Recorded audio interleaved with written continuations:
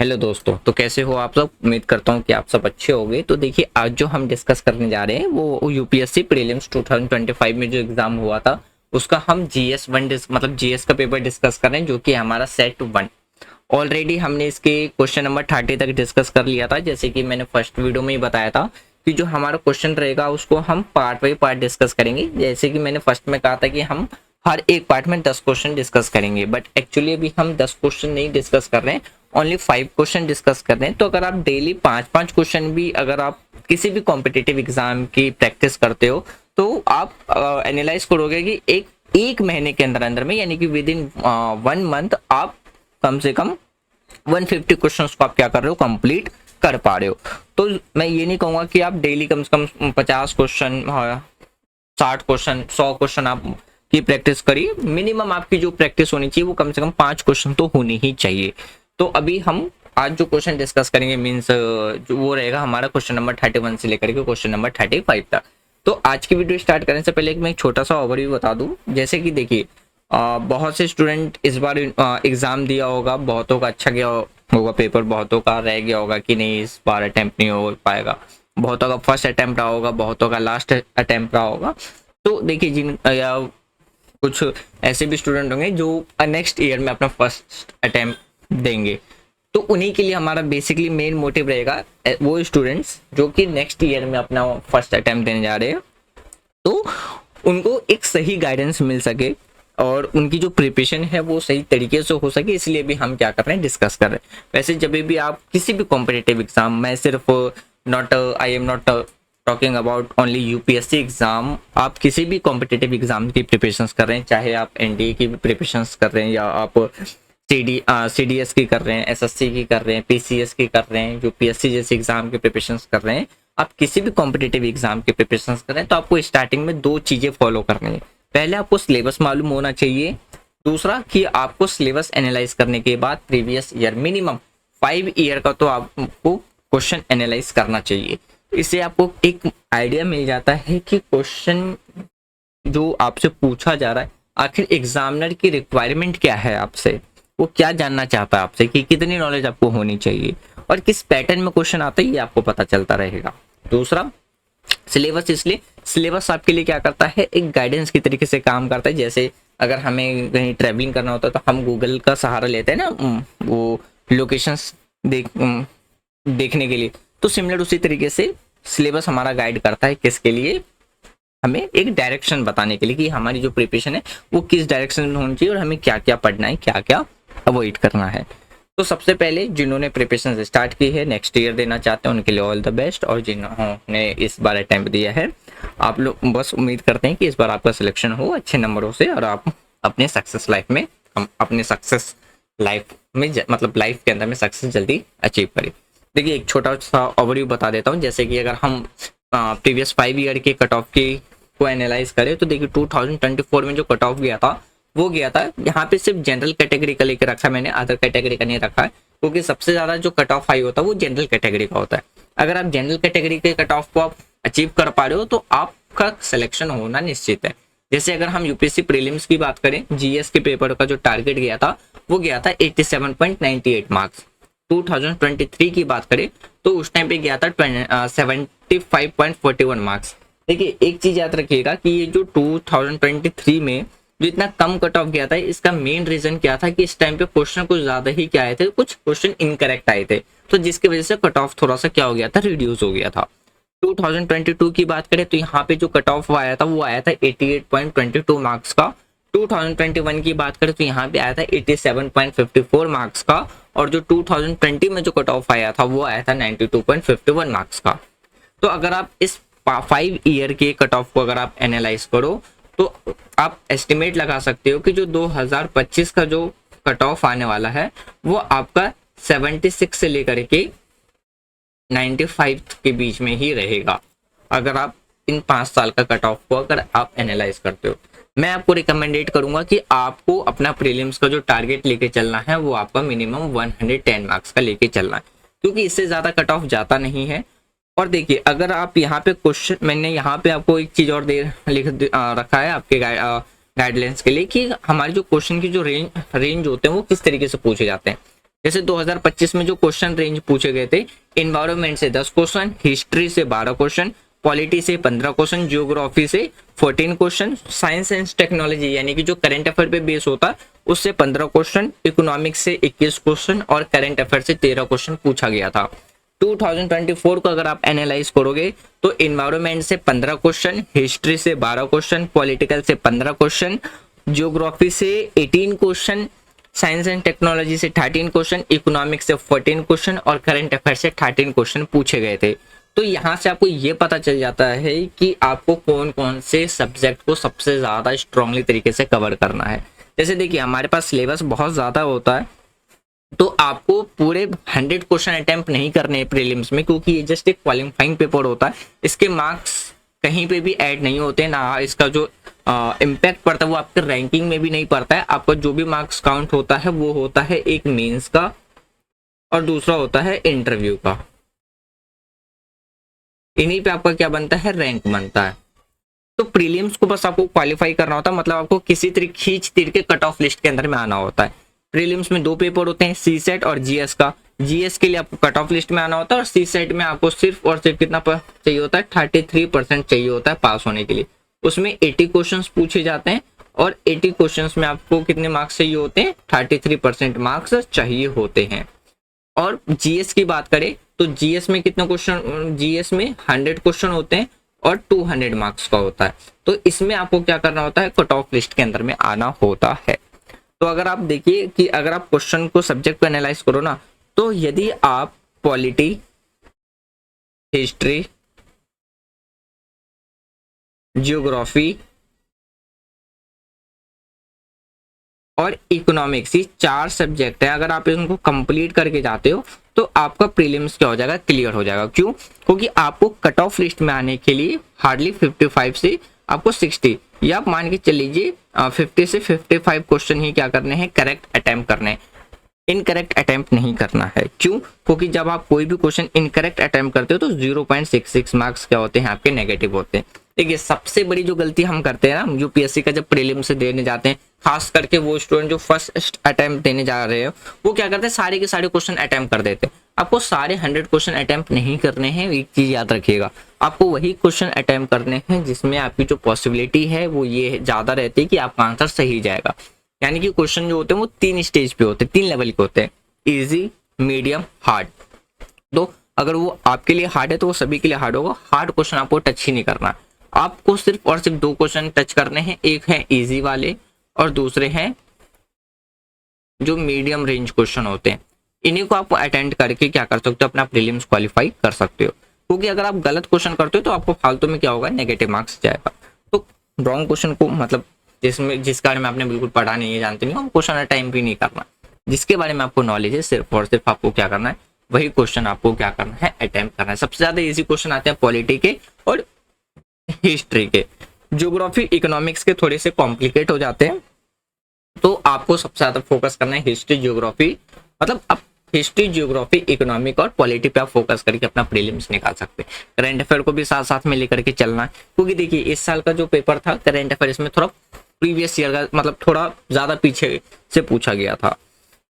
तो ये कुछ थोड़ा सा ओवरव्यू था, मैंने ऊपर से मेन सब्जेक्ट्स लिख दिए हैं। जिनको नेक्स्ट ईयर देना है वो आप अच्छे से अभी से प्रिपरेशन करना स्टार्ट कर दीजिए। और अभी तो मैं भी अभी एग्जाम में बिजी हूँ, तो जैसे ही मेरे भी एग्जाम कंप्लीट हो जाएंगे, हम जून में तो एग्जाम ही खत्म होंगे, लास्ट जून, तो हम जुलाई से प्रॉपरली पूरा कोर्स लेकर के चलेंगे, प्रीलिम्स प्लस मेंस। प्रीलिम्स में हम क्या करेंगे, जो सब्जेक्ट हम रिवीजन करेंगे, जैसे हमने एम लक्ष्मीकांत कंप्लीट कर लिया है, एम लक्ष्मीकांत की रिवीजन स्टार्ट कर देंगे। साथ साथ में फिजिकल ज्योग्राफी रिसेंटली हमने कंप्लीट किया, कुछ टॉपिक रह गए उसको भी कंप्लीट करेंगे। और जैसे 27 ईयर के हमने प्रीवियस ईयर क्वेश्चन एनालाइज किए हैं यूपीएससी के, जिसमें हिस्ट्री और पॉलिटिकल कंप्लीट हो चुका है, ज्योग्राफी रह रहा है, तो ज्योग्राफी डिस्कस करेंगे, उसके बाद हम इकोनॉमिक्स स्टार्ट करेंगे। तो मतलब जून से जो हमारा कोर्स चलेगा प्रीलिम्स के लिए 27 ईयर के क्वेश्चन डिस्कशन, वो और आपका ज्योग्राफी और जो पॉलिटिकल है उसको हम क्या करेंगे, ज्योग्राफी को आगे कंटिन्यू करेंगे और पॉलिटिकल को हम साथ साथ में क्या करते चलेंगे, रिवीजन करते चलेंगे। इसलिए आप इस चैनल से बने रहिएगा, आगे आपको सारी चीजें फ्री ऑफ कॉस्ट मिलने वाली है, किसी चीज के लिए आपको पेड नहीं करना है। और नोट्स के लिए आप फटाफट टेलीग्राम चैनल है, लिंक आपको डिस्क्रिप्शन में मिल जाएगा। तो जैसे जैसे हमारा क्लास चलता जाएगा, आपको कौन सी क्लास किस दिन होगी वो आपको वहाँ पे भी अपडेट मिल जाएगा, और नोट्स भी आपको वहाँ पे क्या होंगे, अवेलेबल होंगे। तो चलिए हम स्टार्ट करते हैं अपने डिस्कशंस बिना टाइम वेस्ट किए, जो कि हमारा आज रहने वाला है क्वेश्चन नंबर 30 से लेकर के क्वेश्चन नंबर 35 तक। बहुत ही इजी वे में डिस्कस करेंगे। देखिए जो पहला हमारे पास क्वेश्चन है उसमें हमारे पास 3 स्टेटमेंट दिए गए हैं, और तीनों स्टेटमेंट में से बताना है कि करेक्ट स्टेटमेंट कौन सा है। और ये जो क्वेश्चन पूछा गया है वो पूछा गया था किसके रिगार्डिंग में, cement industry and carbon emission से। अब इस क्वेश्चन को आप दो जगह से रिलेट कर सकते हो। पहला, ये आपका ज्योग्राफी का क्वेश्चन बन जाता है, क्योंकि यहाँ पे बात किसकी आ रही है, कार्बन एमिशंस का, और ये करंट अफेयर का भी बन जाता है। ठीक है, तो देखिए यहाँ पे जो पहला स्टेटमेंट कहा गया है वो ये कहा गया है कि जो सीमेंट इंडस्ट्री है से जो ग्लोबल CO2 यानी कि जो कार्बन डाइऑक्साइड एमिशन है उसका 5% से ज्यादा हिस्सा आता है। अगर आप इसको रीड करोगे तो यहाँ पे देखिए क्वेश्चन में ना थोड़ा सा हाई स्टैंडर्ड वर्ड यूज किया जाता है, जिसकी वजह से कई बार हमें क्वेश्चन समझ में ही नहीं आता।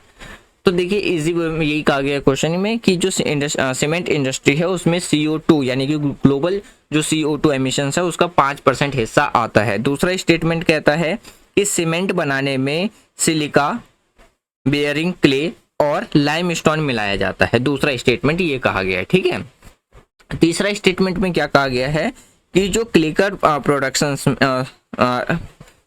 प्रोडक्शंस में जो लाइमस्टोन है उसमें से लाइम में यानी कि लाइमस्टोन को लाइम में बदला जाता है जिससे CO2 निकलता है। ये तीसरा स्टेटमेंट कहा गया है। तो अब इनमें से बताना है कि कौन सा स्टेटमेंट सही है।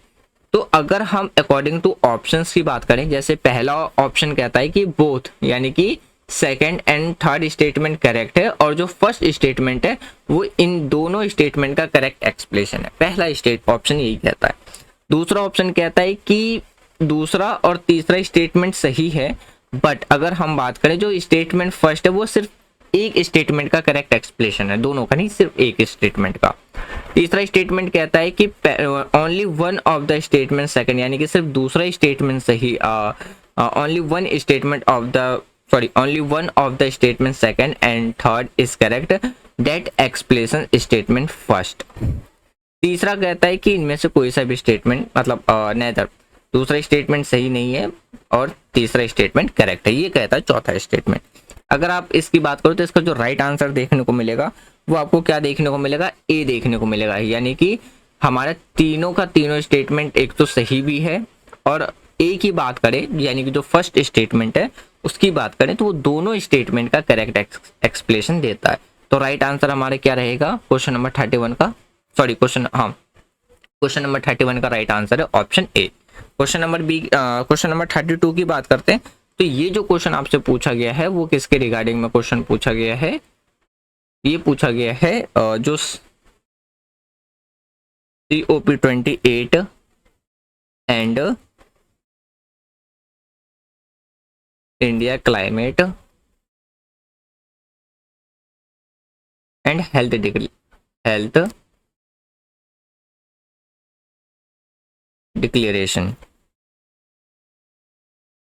डिक्लेरेशन से ये क्वेश्चन पूछा गया। ठीक है, तो इसमें पहला स्टेटमेंट क्या कहा, अभी इसमें भी देख लीजिए कि स्टेटमेंट करेक्ट पूछ रहा है या इनकरेक्ट पूछ रहा है। तो इसमें भी स्टेटमेंट हमसे पूछा गया है, करेक्ट स्टेटमेंट बताना है कि कौन सा स्टेटमेंट तीनों स्टेटमेंट में से सही है। तो जैसे अगर हम फर्स्ट स्टेटमेंट की बात करते हैं तो पहला स्टेटमेंट ये कहा गया है कि इंडिया ने क्लाइमेट एंड हेल्थ डिक्लेरेशंस पे साइन अभी नहीं किया। पहला स्टेटमेंट में बस इतना ही कहा गया है।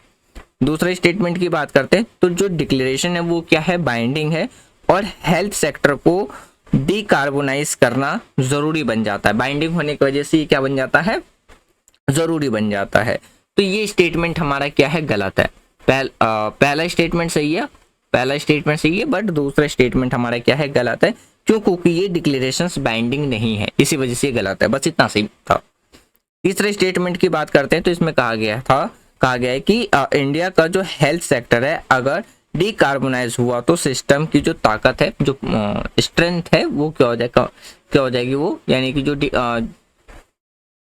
वो क्या हो जाएगा, डिकम्पोज हो जाएगा, यानी कि भारत का जो हेल्थ सेक्टर है अगर डी कार्बोनाइज्ड होता है तो सिस्टम की जो ताकत होगी वो क्या हो जाएगी, कम हो जाएगी। तो ये भी क्या है, गलत है। क्यों, ये इसीलिए गलत है, ये केवल क्या है, आपको सुपरलेटिव देखने को मिलेगा, स्पेशुलेटिव नॉट सुपरलेटिव। ये क्या आपको देखने को मिलेगा, स्पेशुलेटिव। तो जिसकी वजह से ये हमारा स्टेटमेंट क्या बन जाता है, गलत बन जाता है। तो सीधा सीधी इसका जो राइट आंसर आपको देखने को मिलेगा वो आपको क्या देखने को मिलेगा, question number option D is correct answer देखने को मिलेगा, यानी कि नेदर स्टेटमेंट 2 और हमारा जो स्टेटमेंट 3 है वो क्या हो जाएगा, 1 मिनट। तो दोस्तों ये जो हमारा क्वेश्चन नंबर जो 32 का थर्ड स्टेटमेंट है ना, ये हमारा क्या है, बिल्कुल सही है। क्योंकि देखिए इसमें जो क्वेश्चन में कहा गया था ना, तो इसमें ये जो स्टेटमेंट है वो हमारा इसीलिए सही है क्योंकि देखिए जो हमारा CO यानी कि जो COP28 है, ये एक क्या था, क्या है, एक बड़ा मतलब बहुत ही बड़ा इंटरनेशनल समिट था जहाँ पे देश ने क्लाइमेट और हेल्थ डिक्लेरेशंस पर क्या किया था, साइन किया था। मतलब उन्होंने मान लिया, उन्होंने ये माना कि जो आज के टाइम पे क्लाइमेट चेंज हो रहे हैं, क्लाइमेट चेंज के तहत अगर से जो हमारी हेल्थ है उस पर क्या पड़ रहा है, असर पड़ रहा है, तो और इसके लिए क्या है, और भी कदम उठाने चाहिए। लेकिन भारत ने इस पर इसलिए साइन करने से मना कर दिया क्योंकि इनमें एक बात थी जो इंडिया को प्रैक्टिकली, यानी कि हमारे देश को प्रैक्टिकली काफ़ी ज़्यादा क्या लगा, मुश्किल लगा। जैसे अगर हम बात करते हैं इन प्रेजेंट टाइम, जो बहुत से ऐसे मतलब घर हैं, अस्पताल है, यानी कि हॉस्पिटल्स है, क्लिनिक है, जैसी हेल्थ जो फैसिलिटी में कूलिंग, यानी कि जो अगर हम AC की बात करें तो वो आज भी ग्रीन हाउस, मतलब AC से जो ग्रीन हाउस गैस निकलती है उसे कम करना होगा। तो ये हमारी कंट्री के लिए थोड़ा सा प्रैक्टिकली नहीं है। क्यों, क्योंकि हमारे देश में ऐसे कई हॉस्पिटल्स हैं गांव में या जो छोटे शहर है वहाँ पे, जहाँ पे गर्मी काफ़ी ज़्यादा पड़ती है और वहाँ पे अभी भी सस्ती और भरोसेमंद ठंडक यानी कि जो कूलिंग सुविधा है वो होना मुश्किल है। अगर हम कूलिंग को कम कर देते हैं, कम करने के लिए जो स्ट्रिक्ट लॉ बनाते हैं, स्टेप्स उठाते हैं, तो शायद गांव के अस्पताल में, यानी कि जो रूरल एरिया में जो हॉस्पिटल्स होते हैं वहाँ की सेवाएं और भी ज़्यादा क्या हो जाएगी, कमज़ोर हो जाएगी। तो हमारी कंट्री का कहना ये था कि अगर हम हेल्थ सेक्टर पे जल्दी से डी कार्बोनाइज यानी कि ग्रीन हाउस गैस एमिशंस कम करने के लिए कोई कार्रवाई करते हैं तो हमारे यहाँ पे क्या होगा, इलाज की में दिक्कत आएगी। तो जिससे क्या होगा कि जो गर्मी वाले इलाके हैं वहाँ पे क्या हो जाएगा, काफ़ी ज़्यादा प्रॉब्लम हो जाएगी।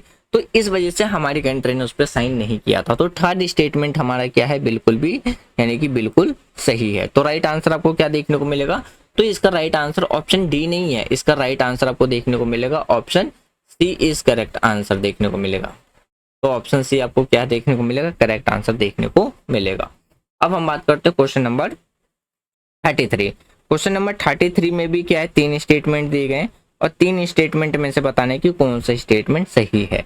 जैसे कि अगर हम फर्स्ट स्टेटमेंट की बात करते हैं तो इसमें कहा गया है कि जो अर्थ है, अर्थ के रोटेशन और एक्सिस में शिफ्ट, यानी कि अर्थ का जो रोटेशन है और जो एक्सिस है, अर्थ के रोटेशन और एक्सिस में क्या हो रहा है, स्विफ्ट यानी कि शिफ्ट हो रहा है।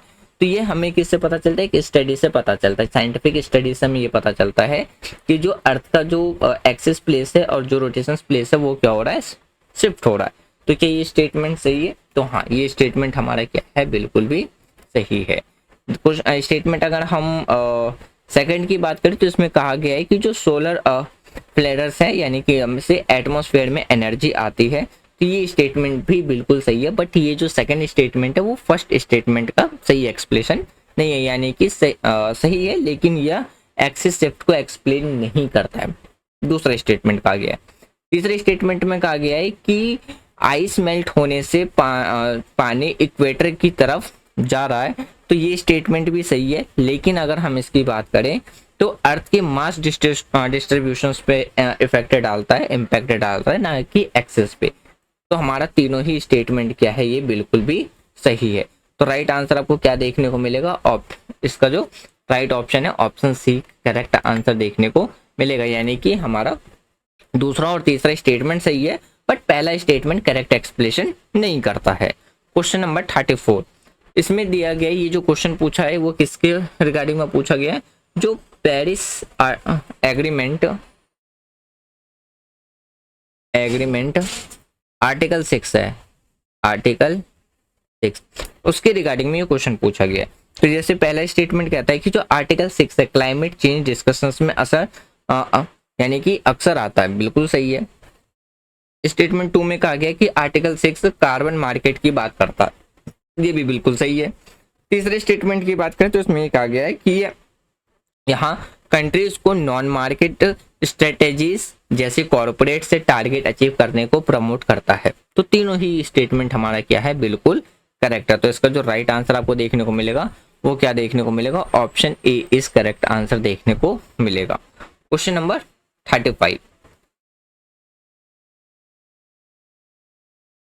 क्वेश्चन नंबर 35 की बात करते हैं तो ये जो क्वेश्चन पूछा गया वो किसके रिगार्डिंग में पूछा गया है, नेचुरल सॉल्यूशन फाइनेंस हब के रिगार्डिंग में पूछा गया है।